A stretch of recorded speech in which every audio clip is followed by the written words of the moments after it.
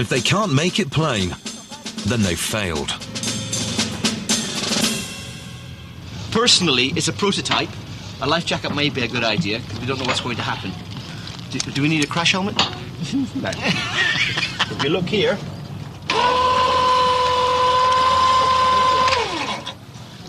If you get any water, you can pump it out.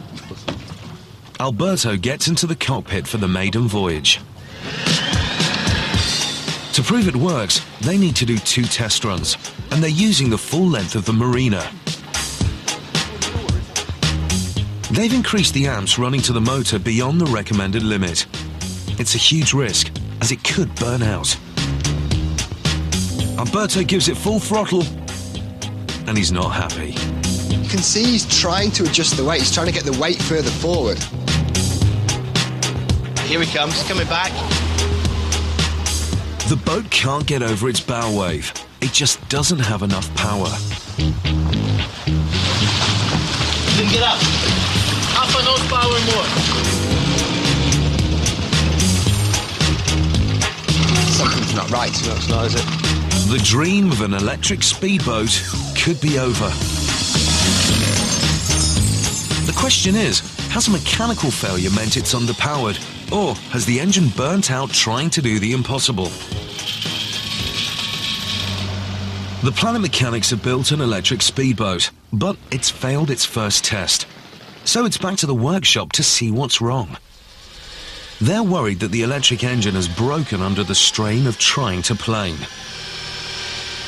Electric boats should be near silent. There's something wrong with the coupling, and power is being lost. Do you think this is doing us any good? I used to. I don't anymore. Because obviously it was there to make sure that if we didn't get it exactly lined up, it would take out all the problems, but it seems to be causing more. It's putting more wobble into it than it should be taken out. I think now we should ditch it, and instead of relying on the flexibility to give us some leeway, we should give ourselves no leeway, line it up exactly perfectly, and have a solid connection between the motor and the drive shaft of the propeller. So nothing flexible at all in the coupling? No, just a perfect alignment. If we don't get it exactly right, something will go badly wrong. The powerful electric motor will subject the drive shaft to the equivalent of 1/4 of a ton of torque. With that amount of twisting motion, they have to make sure that the shafts are perfectly aligned. Any vibrations could rip apart their DIY outboard. It's a lot smoother. If something's to happen, it's going to have to be fairly catastrophic. I think it'll be good. Yeah. Let's see what Alberto makes of this. Alberto, how are we doing? Hey, guys. Yeah. Thank you for coming back. I think it's fixed. It's as strong as we're going to make it, yeah? And if anybody's going to get up on the plane, it's going to be you. We're ready for it. You're responsible for proving that high-speed electric boats are okay. It's going to work. You have to think of yourself as a bloke who's going to prove all this for us now. Okay, here we go. Let's put it straight in.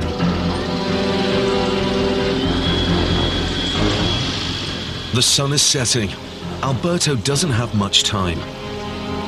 They're worried that the engine might not be strong enough. But to get the boat onto the plane, Alberto will need to give it all the power it has. When he hits full power, the engine will produce 1/4 of a ton of force, easily powerful enough to tear the prop shaft apart. He might only have one chance, so despite the dangers, Alberto tries to get his weight as far forward as possible. His weight on the nose will help push the boat over the bow wave. It's gone very quiet. But it's all or nothing. Here, come on. Will the engine have enough power to push the boat on the plane, or will it rip itself apart trying?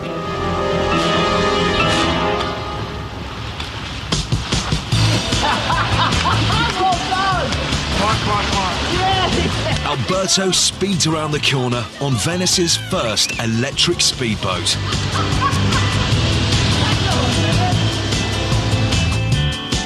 That's looking like it. On the second run, it has power to spare. Hey! Dick and Jem have shown Alberto that electric engines can be used to power speedboats. and there's no need for dirty two-stroke engines. No, but a Samparata was like really good feeling. Yeah. But that's just amazing. And look, it sits back down now. Okay, you got up. You've been home. You haven't got any brakes. Did you think we were going to do it? Yes, absolutely, we did it. You did. You did it. Yeah. No, I mean, you did a great job. Boat is working. I'm almost dry.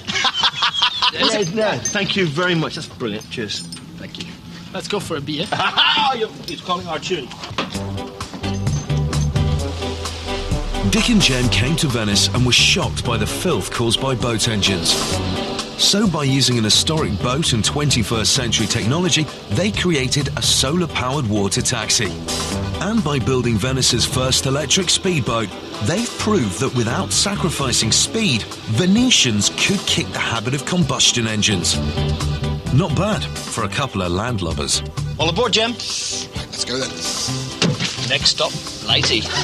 Next up, who knows where? Just think of the difference if everybody had one of these. I only need to think of that bucket full of oil after we stuck the two-stroke in there. Bring on the next challenge. Arrivederci.